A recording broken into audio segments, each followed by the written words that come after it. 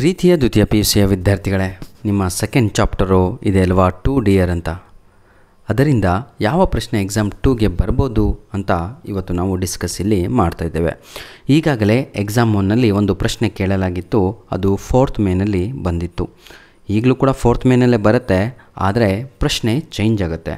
ಹಾಗಿದ್ದರೆ ಬನ್ನಿ, ಅಲ್ಲಿ ಯಾವ ಪ್ರಶ್ನೆಯನ್ನು ಕೊಟ್ಟಿದ್ರು ಹಾಗೆ ನಿಮ್ಮ ಎಕ್ಸಾಮ್ 2ಗೆ ಯಾವ ಪ್ರಶ್ನೆ ಬರುವ ಸಾಧ್ಯತೆ ಇದೆ ಅಂತ ನೋಡೋಣ.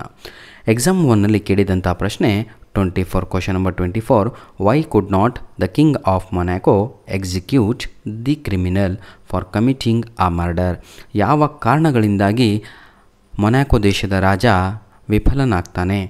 ವೈ ಕುಡ್ ನಾಟ್ ಅಂತ ಹೇಳಿದರೆ ವಿಫಲ ಅಂತ, ಹೌದಲ್ವಾ, ಸೋತು ಹೋಗ್ತಾನೆ. ಎದರಲ್ಲಿ ಅಂತ ಹೇಳಿದರೆ ಟು ಎಕ್ಸಿಕ್ಯೂಟ್ ದ ಕ್ರಿಮಿನಲ್, ಅವನ ರುಂಡವನ್ನು ಕತ್ತರಿಸಲಿಕ್ಕೆ ಅವರ ಕೈಯಲ್ಲಿ ಆಗೋದಿಲ್ಲ. ಫಾರ್ ವಾಟ್ ರೀಸನ್ ಅಂತ ಇಲ್ಲಿ ಕೇಳಿದರು. ಹಾಗಿದ್ರೆ ಉಳಿದಂತಹ ಪ್ರಶ್ನೆ 99% ಡಿಸ್ಪ್ಲೇ ಮಾಡಿರುವಂತಹ ಪ್ರಶ್ನೆ ನಿಮ್ಮ ಎಕ್ಸಾಮಿಗೆ ಬರುವ ಸಾಧ್ಯತೆ ಇದೆ. Why was the murder unwillingly, ನೋಡಿ, unwilling to run away from the prison in 2 dear. ಯಾವ ಕಾರಣಗಳಿಂದಾಗಿ 2 ಡಿಯರ್ ಪಾಠದ ಕೈದಿ ಅಥವಾ criminal or rascal he did not run away from the prison ಅಂದರು ಒಂದೇ. Why he was unwilling to run away ಅಂದರು ಒಂದೇ. Why he did not run away ಅಂದರು ಒಂದೇ.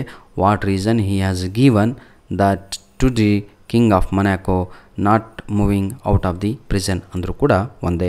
ಈ 3 ಪ್ರಶ್ನೆಗಳಿಗೂ ಇದೇ ಉತ್ತರ ಆಗಿರುತ್ತೆ. Hope you are understanding. ನಾನು ಹೇಳಿದ ಅರ್ಥ ಆಯ್ತಾ ಎಲ್ಲರಿಗೂ?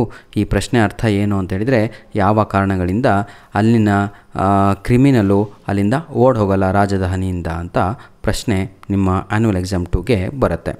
ಈಗ ನಾನು ನಿಮಗೆ ಈ ಕ್ವಶನನ್ನು ಆನ್ಸರನ್ನು ಒಮ್ಮೆ ಓದ್ಬಿಟ್ಟು ಸರಿಯಾಗಿ ಕನ್ನಡದಲ್ಲಿ ತಿಳಿಸ್ತೇನೆ, ಬನ್ನಿ. Answer: the prisoner refused to escape from the prison because the judgment given by the king of Monaco had ruined his character in the society and he was termed as a murderer, and the people of Monaco would turn their backs on him. Besides, nobody would employ him and he had to go without work. He felt that he was treated very badly and it was not fair to ask him to move out of the prison.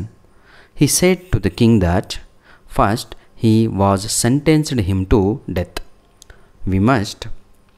He must have been executed. It did not happen and he had complained about the same.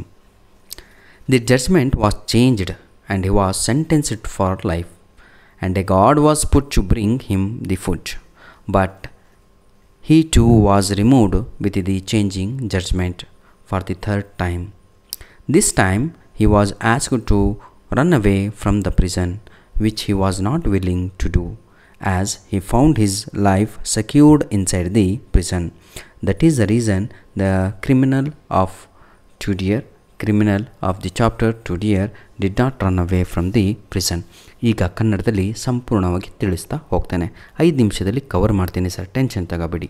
ನೋಡಿ, answer ಅರ್ಥ ಮಾಡ್ಕೊಳ್ಳಿ, point was ಹೇಳ್ತೀನಿ. ಯಾರಿಗೆ easy ಇನ್ನೂ ಬೇಕೋ ಅವರು ಕೂಡ ಬರ್ಕೋಬೋದು. Why did criminal did not run away from the prison, ಅದಕ್ಕೆ ಉತ್ತರವನ್ನು ಹೇಳ್ತಾ ಇರೋದು. ಯಾವ ಕಾರಣಗಳಿಂದಾಗಿ ಅಂದರೆ, ನೋಡಿ ಬರ್ಕಂತ ಹೋಗ್ತೀರಾ, ನೋಡಿ ಬರ್ಕಂತ ಹೋಗಿ. Because the judgement was given by the king of Monaco had ruined his character. Ruined ಅಂದರೆ ಸ್ಪಾಯಿಲ್ಡ್ ಅಂತ.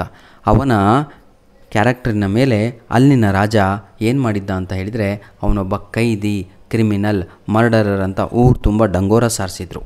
ಇದು ಫಸ್ಟ್ ಪಾಯಿಂಟು. ಏನಂತ ಬರೀತೀರಾ? Judgement was given by the king of Monaco had ruin the character of the criminal. First point ಇದೆ. Second point ಬರೀರಿ. ಏನಂತ ಬರೀತೀರಾ? People ನೋಡಿ of the Monaco would turn their backs if he go inside the city. ನಾನು ಏನಾದರೂ ಸಿಟಿಯ ಒಳಗಡೆ ಹೋದರೆ ಯಾರೂ ಕೂಡ ನನಗೆ ಮಾತನಾಡಿಸುವುದಿಲ್ಲ ರಾಜರೇ ಅಂತ ಹೇಳ್ತಾನೆ. Clear all of you? Turn their backs ಅಂತ ಹೇಳಿದರೆ ಹಿಂದಿನ ತೋರಿಸಲ್ಲ. ಟರ್ನ್ ದೇರ್ ಬ್ಯಾಕ್ಸ್ ಅಂತ ಹೇಳಿದರೆ ನಾನು ಮಾತಾಡಿಸಿದ್ರು ಕೂಡ ಯಾರೂ ನನ್ನ ಜೊತೆ ಮಾತಾಡಲ್ಲ, ಯಾಕಂದರೆ ನನ್ನನ್ನು ತಾವು ಕೈದಿ ಅಂತ ಎಲ್ಲ ಕಡೆ ಹೇಳಿಬಿಟ್ಟಿದ್ದೀರಾ, ನಾನು ಒಬ್ಬ ಮರ್ಡರರ್ ಅಂತ. Clear all of you? Next point ಇನ್ನೊಂದು ಏನಿದೆ ನೋಡಿ, nobody would employ him. Oh my dear king, if I go inside the city, if I run away from this palace or from this kingdom or from this prison nobody will employ me ಅಂತ ಹೇಳಿದರೆ nobody will give me a job. ಇದನ್ನೇ ಬರೀರಿ ಎಕ್ಸಾಂಪಲ್ಲಿ, ನಿಮಗೆ employee ಅಂತ ನೆನಪಿರಲ್ಲ ನೋಡಿ. Nobody would give him a job ಆಯಿತಾ. ಇದು ನೆಕ್ಸ್ಟ್ ಪಾಯಿಂಟ್ ಬರ್ಕೊಂತೀರಾ? Very good. Next, if he did not get a job ನೋಡಿ, he has to go without food ಅಂತ. he has to sleep without food. Next ಬರೀತೀರಾ? yes. so he felt that he was treated very badly in that Monaco country. so he asked to the king. ಹಾಗಾಗಿ ರಾಜನಿಗೆ ಕೇಳ್ತಾನೆ, ಓ king, I will not run away from here. I am very leading my life comfortably. Clear all of you? ಯಾಕೆ ಓಡೋಗಲ್ಲ? ಇನ್ನೂ 2 ಕಾರಣಗಳಿದ್ದಾವೆ. ಅದೇನು ಅಂತ ಹೇಳಿದರೆ, the criminal was getting free food. The criminal was getting food on time. The criminal was getting free shelter. ನೋಡಿ, free food free, ಹೌದಲ್ವಾ? Shelter free, safety ಕೂಡ ಫ್ರೀ, ಎಲ್ಲದೂ ಕೂಡ ಫ್ರೀ ಇದೆ. That is the reason the criminal was adjusted to the life of prison. So he did not run away. ಇದ್ರ ಜೊತೆಗೆ ಇನ್ನೊಂದು ಡೈಲಾಗನ್ನು ಹೊಡಿತಾನೆ. O king of this Monaco, you ruined my character. ಹೌದಲ್ವಾ? ಯು ಸೆಂಟೆನ್ಸ್ಡ್ ನೋಡಿ, what did he say? He was sentenced to death. ನನಗೆ ತಾವು ಏನಂತ ಆಜ್ಞೆ ಕೊಟ್ಟಿದ್ರಿ? What is your sentence? To death. Unfortunately ನೋಡಿ, you did not execute. You are failed in your judgment. So you changed my judgment to life imprisonment. ಹಾಗೆ third ಪರ್ಸನಲ್ಲಿ ತಾವುಗಳು ಬರೀಬೇಕು. ಏನಂತ? King changed the first judgment into second judgment, that is life imprisonment. When king changed into life imprisonment, his judgment to life imprisonment, ಹೇಳಿ ನೋಡೋಣ. he appointed a security, ಹೌದಲ್ವಾ, to fetch food to the criminal on the time. That is the reason. But after some days the king even removed the ಯಾರನ್ನ ಹೇಳಿ ನೋಡೋಣ? security. he removed the security. That is the reason he got angry. ಯಾರು? criminal got angry on the king. so the king, ಹೌದಲ್ವಾ, even the king was getting irritation from the criminal. So the king and the ministers, they were requesting to the criminal to run away. ಓಡಗಪ್ಪ ಅಂತ ಹೇಳ್ತಾ ಇರ್ತಾರೆ. ಆದರೆ criminal ಹೇಳ್ತಾನೆ, I will not run away from here, I am very happy here ಅಂತ ಹೇಳ್ತಾನೆ.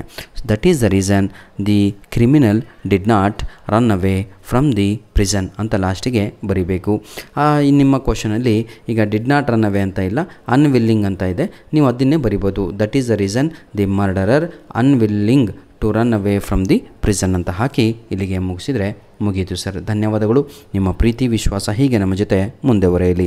God bless you all the best. ಈಗಾಗಲೇ ನಾವು ಸುಮಾರು 5 ರಿಂದ 6 ವೀಡಿಯೋಸ್ಗಳನ್ನು ಅಪ್ಲೋಡ್ ಮಾಡಿದ್ದೇವೆ.